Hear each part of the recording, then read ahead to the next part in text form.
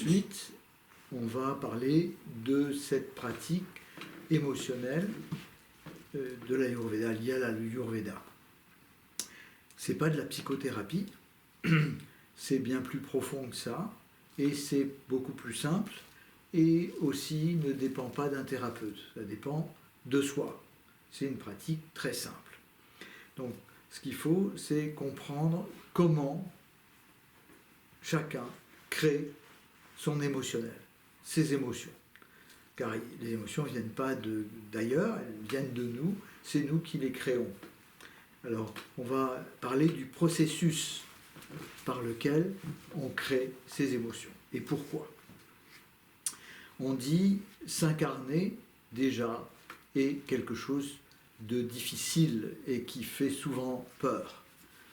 Et donc, il y a déjà cette peur. Après, l'âme prend corps, va rentrer dans le corps du bébé dans le ventre de la mère, après 3 mois d'ailleurs, et donc, il va se limiter à un corps.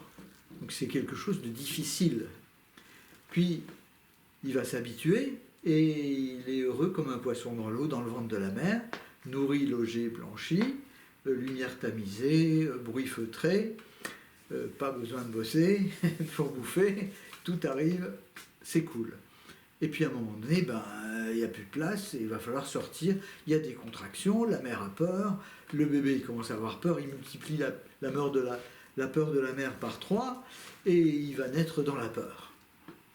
Et dans cette peur, il y a une partie réelle qui nous donne l'instinct de survie de l'espèce, qui est normal d'avoir cette peur. C'est une peur réelle, ok? Et ce n'est pas mal. Mais le bébé humain, depuis 10 000 ans, quand il naît, n'est pas fini. Pourquoi? Il sort par nécessité, car s'il attendait plus que 9 mois, il ne pourrait plus sortir, car le bassin des femmes est devenu de plus en plus petit au fur et à mesure du temps. À l'époque où tout le monde était nomade, les gens portaient beaucoup de choses sur le dos et marchaient beaucoup. Et les muscles étaient très denses et très costauds, et quand les muscles sont très puissants, les os ne peuvent pas grandir, ils vont grossir. Et donc le bassin des femmes était très large, et les bébés naissaient finis. Une demi-heure après, comme les veaux, quand ils naissent, une demi-heure après, ils peuvent marcher, aller boire et manger de l'herbe tout seuls. Mais avec la sédentarité, depuis 10 000 ans, le bassin des femmes s'est rétréci, et il continue à se rétrécir. Les nouveaux critères de beauté, c'est les femmes qui n'ont pas de bassin, quoi. C'est tout petit comme ça. Ce qui fait qu'on a de plus en plus de nouveau-nés, prématurés. Hein, de plus en plus, il y a de plus en plus de prématurés. Parce que les femmes, elles ont un bassin qui est de plus en plus étroit. Et donc, le bébé, il n'est pas fini. Et il va avoir peur de mourir. Et il a 100% raison, car si on laisse un bébé tout seul, n'importe où, même dans des conditions idéales, il ne passe pas 1 jour, 2 jours, grand maximum 3 jours. Il va mourir. Donc il a très peur, et cette peur va rester présente toute sa vie, parce qu'elle est contractée à un moment donné où le bébé n'a pas d'intellect, et on se rappelle que quand l'intellect est né. Personne ne se rappelle de l'enfant, la petite, quand on est bébé. Parce que c'est l'intellect qui permet de se rappeler, et comme il n'y a pas d'intellect, il commence à se construire à partir de l'âge de 1-2 ans, et il se termine à 21 ans, pas à 18 comme on croit en Occident, et donc on ne se rappelle pas. Et donc cette peur va devenir inconsciente et agir de manière insidieuse toute notre vie. Et comment ça se passe? On a dans cette peur, le bébé a besoin toujours d'être rassuré. Il a besoin d'être rassuré car il a une peur qui est, elle, réelle, et donc il a besoin d'être rassuré. Et donc, il est rassuré par 5 choses qui vous correspondent aux 5 éléments dans le corps, si vous connaissez ça, peu importe.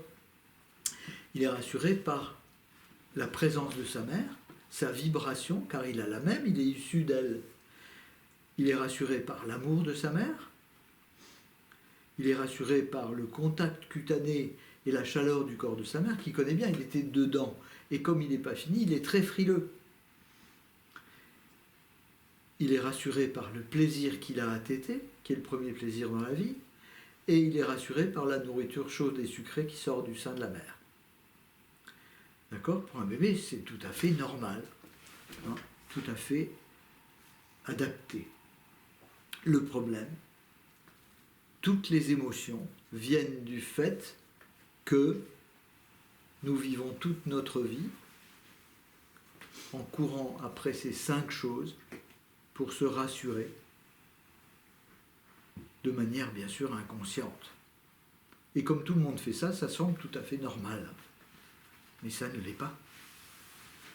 Normal, si, dans le sens que c'est la norme, mais ce n'est pas obligatoire de fonctionner toujours avec cette peur et avec ce besoin de se rassurer en permanence. Et donc, ça va produire 5 actions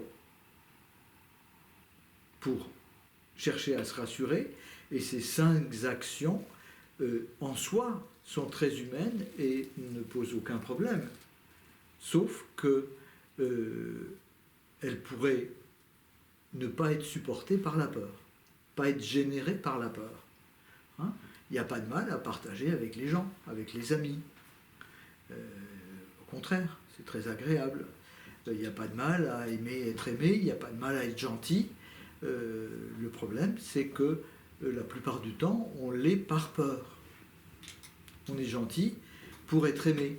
On est gentil par peur de ne pas être aimé, etc., etc.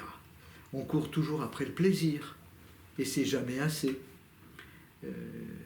Parce que plus on va faire ces 5 actions de compensation à cette peur, plus on compense, plus on donne raison à la peur qu'il y a derrière.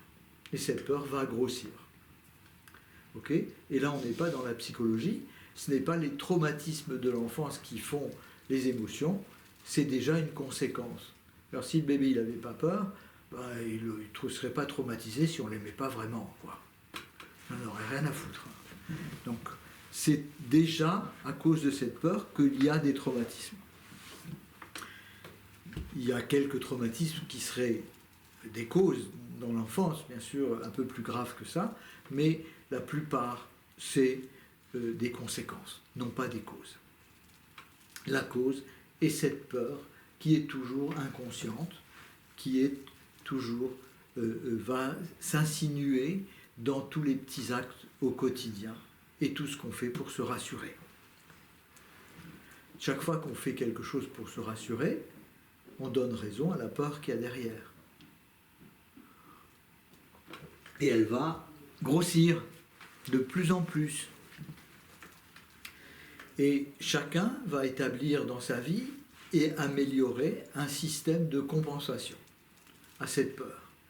On va s'entourer, on va s'arranger pour être aimé, on va s'arranger pour avoir assez d'argent pour avoir du plaisir quand on veut, etc., etc. Et donc, tout va bien. Dans le milieu de la vie, ça va à peu près bien. Avec l'âge, pour parler français, ça commence à merder. Hein. Parce que celui qui compense par la bouffe, bah, à un moment donné, il ne peut plus. Il tombe malade à force de bouffer trop. Celui qui compense par le sport, bah, il a mal aux genoux, il ne peut plus courir. Celui qui compense par le sexe, bah, ça ne marche plus trop bien. Celui qui compense avec la beauté, eh ben, avec l'âge,